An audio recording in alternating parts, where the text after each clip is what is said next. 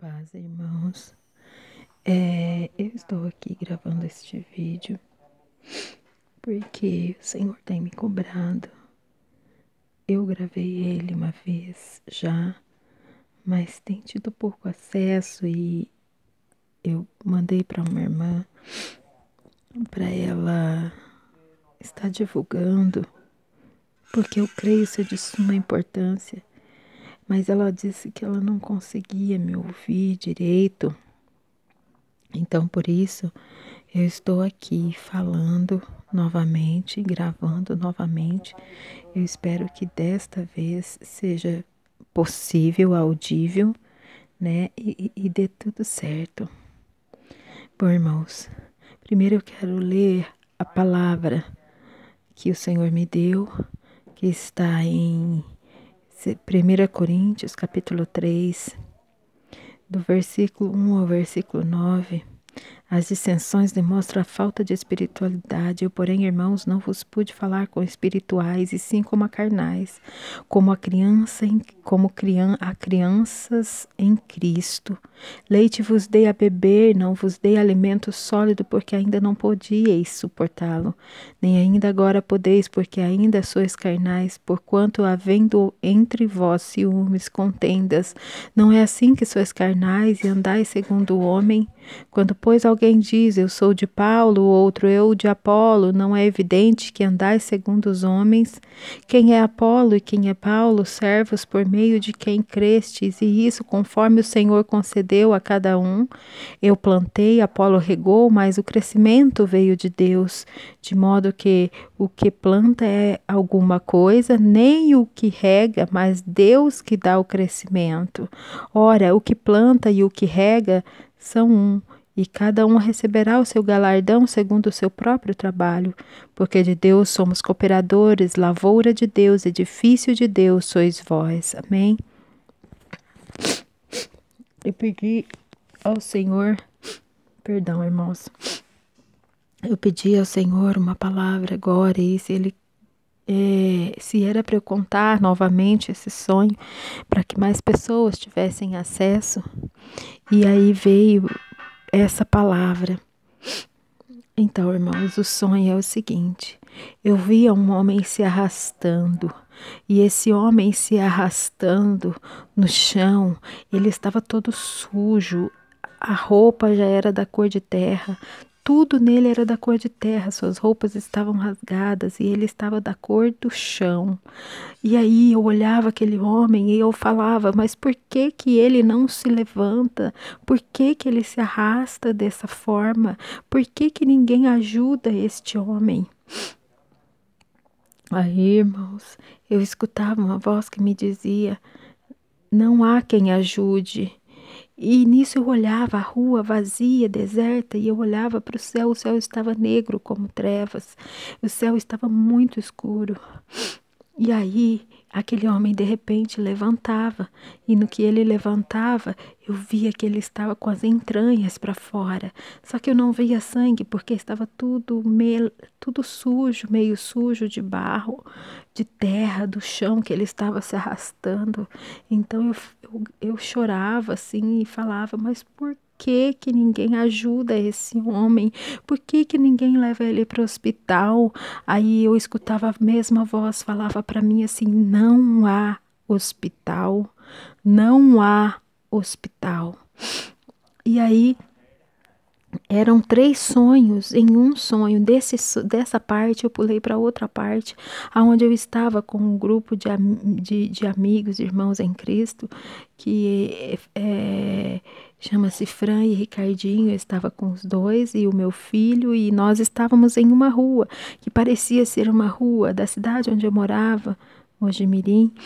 E parecia ser uma rua dessa cidade, uma loja onde vendiam as roupas mais bonitas e mais caras do lugar.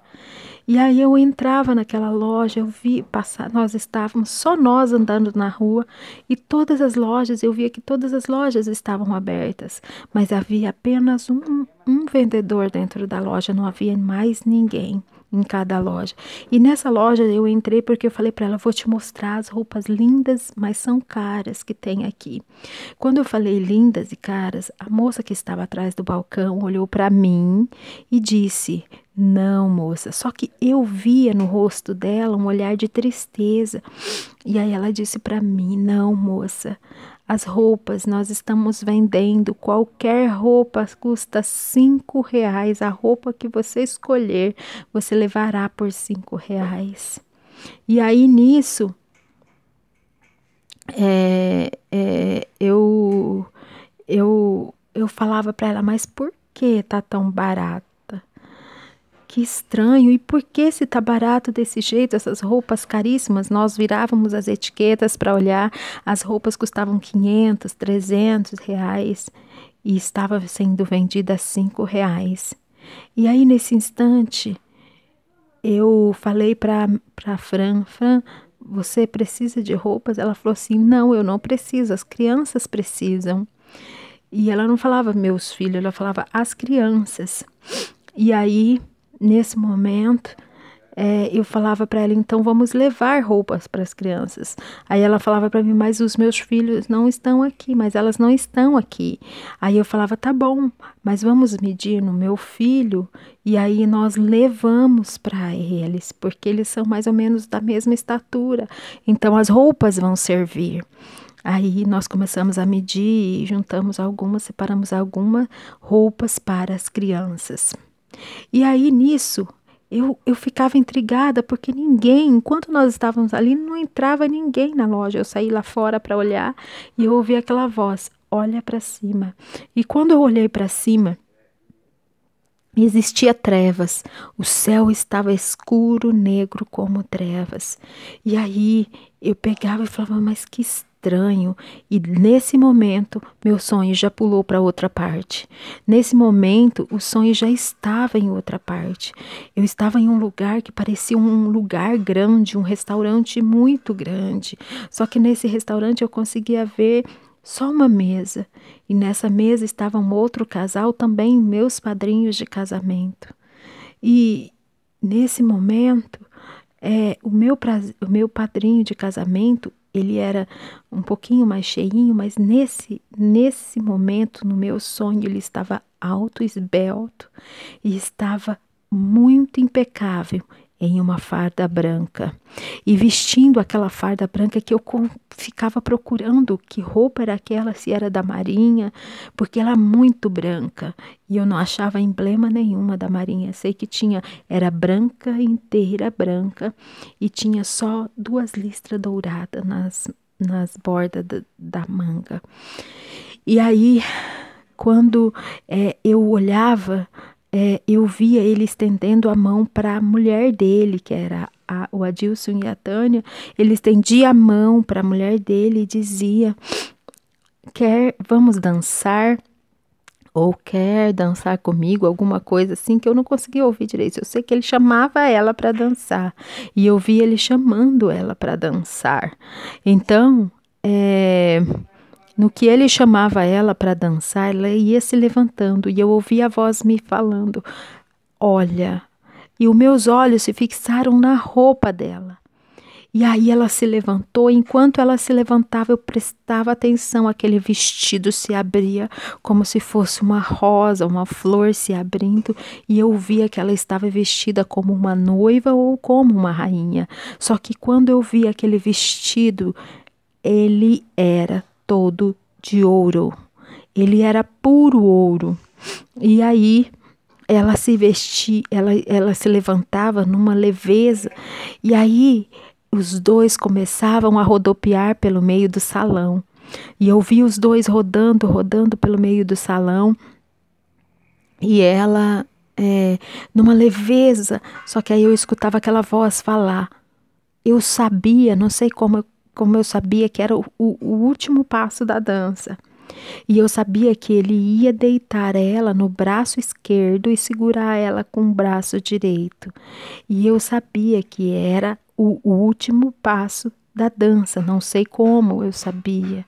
E aí nisso, ela foi e deitou. Só que quando ela deitou, nos braços dele, eu olhava para ele e eu via no seu rosto uma tristeza sem igual. Só que nesse momento meu olhar se fixava só no rosto dele e eu via um rosto marcado pela dor. E nesse momento eu comecei a ficar com a mesma dor e eu chorava. E quando eu escutei a voz, olha para ela. E quando eu olhei para ela, deitada ali naquele braço, no último passo, eu sabia mais uma vez que era o último passo, eu via que ela dava o último suspiro e morria nos braços dele. E aí eu escutava e eu começava a chorar. Falei, mas como pode? Como pode? Ela estava toda dourada, estava linda, estava leve, rodando agora mesmo no meio do salão e de repente está morta. E aí, nesse momento, eu escutava a voz falar, conte para o filho. E este casal, que eu amo muito, eles têm 2 filhos, mas ela falava exatamente assim para mim, conte para o filho. E aí eu falava, mas como eu vou contar uma notícia dessa para o filho? E aí eu dava um jeito, de repente aparecia o filho e eu contava para ele, sua mãe acaba de morrer. E nesse minuto eu olhava para ele, aquela dor que eu sentia, ele sentia, mas ele ficava calado, ele não falava nada. Ele não tinha palavras, ele só ficava quieto. E nisso eu continuei, Senhor, por quê? Porque eu não entendi aquilo. E aí, a partir daquele momento, eu escutei a voz que dizia, daqui a 4 dias. E a voz repetiu 3 vezes, daqui a 4 dias. E aí eu falava, mas daqui a 4 dias o quê? Aí a voz falava, espere e você verá.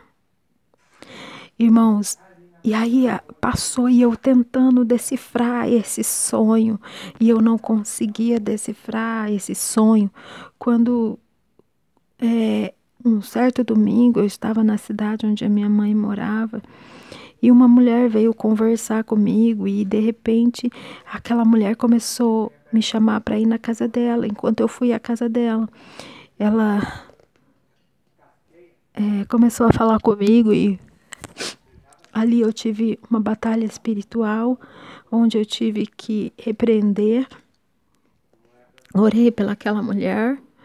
E aí, quando foi a noite que eu cheguei em casa, já na outra cidade, na cidade onde eu moro, mais uma pessoa me ligou e falou, você precisa orar por tal pessoa que está em depressão e tal. E aí eu comecei a falar com essa pessoa pelo Zap e orei por ela, repreendi também. Quando foi no dia seguinte, mais uma pessoa me ligou, que eu jamais esperaria essa pessoa me ligar. Essa pessoa me ligou e falou, mas eu preciso da sua oração, preciso que você ore por mim, porque meu casamento tá assim, assim. E a partir desse momento, algo começou a brotar em mim sobre o sonho. Eu comecei a lembrar e eu contei este sonho para aquela pessoa e foi assim incrível. E aí, quando foi no outro dia, de manhã já cedinho, mais uma pessoa veio até mim e eu tive que orar por ela, interceder por ela. E aí, nesse momento, veio o estalo do meu sonho.